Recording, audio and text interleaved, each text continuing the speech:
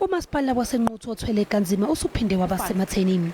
Ngonhlolanja walonyaka, uhulumeni wesifundazwe wathatha isinqumo sokufaka lo masipala ngaphansi kweso lomlawuli, kodwa ungqongqoshe zokubusa ngokubambisana uDokotela Nkosazana Dlamini-Zuma wayalela isifundazwe ukuba sibukeze lesinqumo.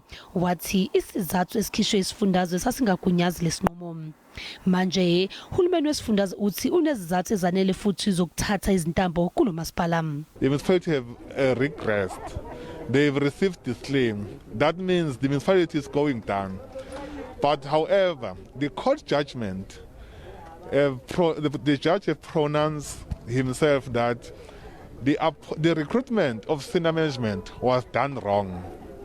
Izithunywa ke zikahulumeni zivakashele lo masipala namhlanje ukuyokwazisa umkhandlu ngesinqumo. Lezikhulu zifike kukhala ibhungane kuvaliwe. Kwaphoqa ukuthi zibambe umhlangano ngaphandle kwamahhovisi omasipala. Ezinye izakhamuzi samukele isinqumo songenela, kodwa ezinye zithi aziboni ukuthi sizokwenza umehluko.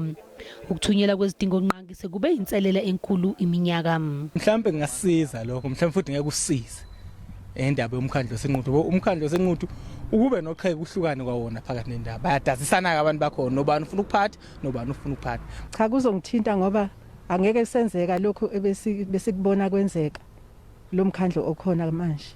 I-IFP isola i-ANC ngokuzama ukuphazamisa uzinzo kulo masipala.